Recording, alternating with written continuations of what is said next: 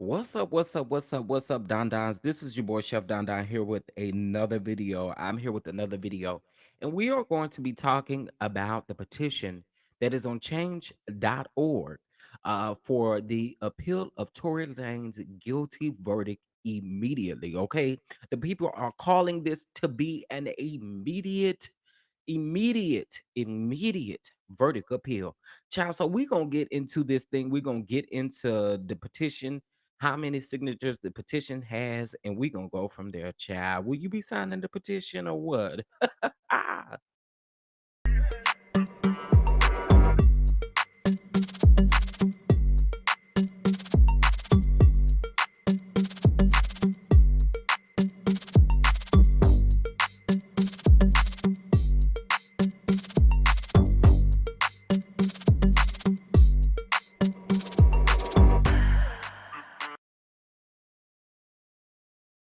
Because I really want to know, is you signing the petition? Will you be signing the petition? Listen, y'all, make sure you like this video, make sure you subscribe to the channel, and make sure you bang that notification bell so that you don't miss anything that we have coming up here on the channel. Okay, please, please, please make sure that you hit that notification bell and make sure you hit the like button. It is a free way of supporting the channel. Listen, I'm not gonna be here long at all. Okay, I'm not going to be here long at all, but we are going to talk about this petition here really quick, and so that way I can get you guys' thoughts on how you truly feel about this petition. I thought it was a little bit crazy, but let's get into it. Let's get into it. Now, as of right now, this petition has over 25,000 signatures. Okay, has over 10,000. I'm sorry, 25,000 signatures. Now, let's get into this. This comes from Miss Yasmin Tour. She is the one who submitted this. Okay, so let's get into this thing. That says Tory Lanez was found guilty of all charges, and it is a true miscarriage of justice. The state did not prove that Lanez undoubtedly committed any crime. Reasonable doubt loomed over a 10-day trial as the prosecution was unable to show us that there were not alternative explanations of the events. Now, a circus of speculation, insignificant evidence, and inconsistencies and drunken memories left us without much moral certainty of any truth. Meanwhile, the jury selection itself may have put him in a terrible position to begin with. If the prosecution believed their victim's account, why was Tory not charged with attempted and kidnapping? Instead, gave lesser charges that they were still unable to prove without doubt. Now, he now faces almost 30 years in prison and deportation. EJ King is the only witness who gave a clear consensus testimony. Now, we literally witnessed every other testimony filled with inconsistencies and contradictions, including a plausible suspect request full immunity and plead the fifth and not incriminate herself. Kelsey also committed perjury. Many said that she was paid off. How is this reasonable if she said things damaging to Tory Lane's case? Now, the lead investigator did a shoddy job of fully interviewing one neutral witness and ignored evidence that could have been another person. They didn't even test the other potential suspect's DNA on the gun. Tori's DNA was not found on the gun, and a female's was. Meg and Kelsey lied about violently fighting that night. Meg lied about being intimate, arguing in the car, and being extremely drunk, and about why she was asked to leave the party. There is a witness that says the girl shot first, and he was asked repeatedly in different ways and maintained the same answer. Plus, Megan and the victim lied on, I'm sorry, plus Megan, the victim lied on Gail King and on her Instagram lives as well as in interviews.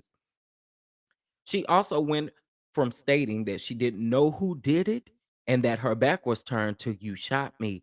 Her story then progressed to that she saw him do it when she turned around. Later, that she turned her neck, seeing it from the side. Next, Kelsey admitted that in her September 2022 testimony was fabricated and that her text messages were out of panic. Panic of what? What did she do? What is she asking immunity for or from? Why did she lie? and say Meg and I might have just bumped each other that night. Sadly, the judge allowed a lot of leniency towards the prosecution. For instance, playing Kelsey's audio, even though she said she was lying at the time due to pressure from the state. The judge also stopped the defense from questioning the detective about DV past, stating that it isn't relevant. Yet, would let the state question Tory's entire background outside of the case to paint a scary black man image if he got on the stand. Now, Megan Pete has been allowed from day one to promote a narrative without Tory able to speak once. She campaigned building a career, gaining soldiers, including celebrity and political support, su- political supporters. She made millions and became hip hop it girl. Now, the jury was not able to even hear from the driver who was a witness for Tory Lanez. Why? The unprepared prosecution said that they needed a week, knowing that the request would prevent another witness from telling a different side from Meg. Not to mention, two jurors got replaced midway. After day 8, most of us thought that this would end in a mistrial at most. What is interesting is that as of yet, no charges are being brought against Meg and Kelsey for committing perjury on the stand. The state got handed a case filled with holes and won because of the irresponsible jury which voted to send a man away. The law says that if there is any reasonable doubt, then it is the jury's job to declare one innocent. Yet that's not what happened. The justice system failed him. This means they failed his son, his parents, and people who want to believe in the justice system. This is not about if you like Megan nor how you feel about what happened that night. It is only about the evidence that was presented. Did they prove guilty without reasonable doubt? Logic and unbiased opinion says the verdict um, was a miscarriage of justice. Tory Lane's father says that this case is just about the wins and the losses for a careless, corrupt DA's office. Many say that Tory Lanez became the DA's sacrificial lamb, and a perfectly presented press release came that same day from its office. The case is also about branding, marketing, label heads, and music industries that push narratives based on who they personally have invested millions into. Could Jay-Z or Rock Nation be involved? The justice I want for Megan is for the full truth to come out rather than the scrambled truth we are left with. Who really hurt Megan? Was this case taken because of a political pressure to fake protect black women? African Americans went along with hashtags that didn't protect anyone and instead caused division between black women and black men, a trick that we so easily fall for. This petition is not to tear down nor chastise Megan the Stallion, but it is about asking for our justice system to do the right thing.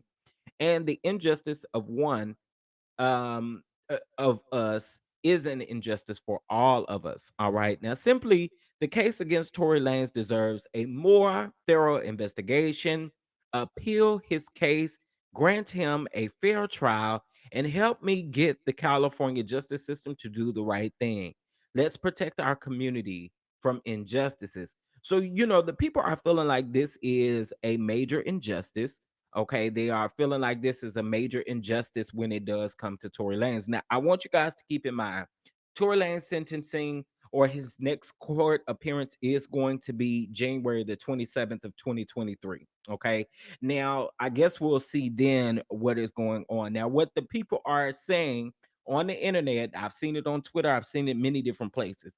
They're saying that they would like for this appeal to take place now. The reason why they feel like this appeal should take place now is because, of course, what I just read to you there in the petition.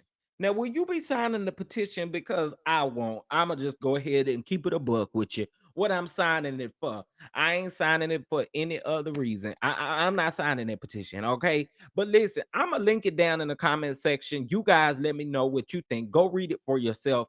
I mean, it's really crazy to me. I feel like again that. mm, January 27th is all I gotta say, baby. January the 27th, and it is what it is. Now, I appreciate y'all for tuning in. Make sure you hit that like button. Make sure you subscribe to the channel. Y'all make sure you follow me, all right? Make sure you follow me. Make sure you're talking with me down in the comment section below. Make sure you keep your comments as respectful as possible. And I will catch you guys in the next video. And with that being said, toodles.